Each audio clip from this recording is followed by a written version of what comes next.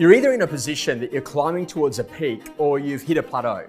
And one of the greatest challenges post the pandemic is that now all of a sudden we've come out into this new world where there aren't the rules and the restrictions that we may well have had. And we were literally in this position that we're in like this constant state of present where literally whatever we did in our previous 2 weeks had a massive bearing on what we could do in the next 2 weeks. And now all of that's gone, and there's this whole conversation around what are your dreams, what are your ambitions, what are the things that you actually want to go after. And in life, it's really important that you've got something out in front of you that you're literally chasing.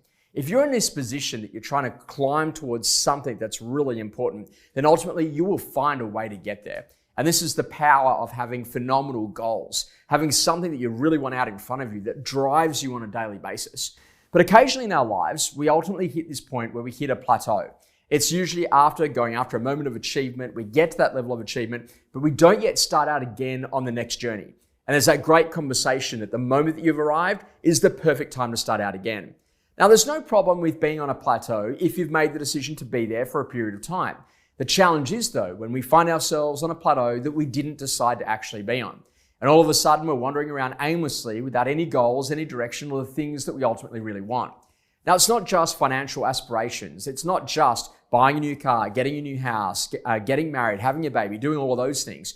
It can actually be about being in a position that you get to become the very best mum or the very best dad or the very best mentor or actually the best real estate agent in your area or the person who literally just changes things about how they actually work, and you get more holidays and you actually spend some time about really planning for what it is that you want.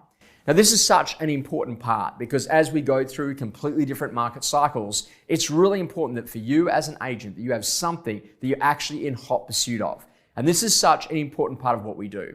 So now as you go to climb a new peak, what is it that you're after? And this is one of the most important questions that you'll ever ask yourself in personal development. What do I want?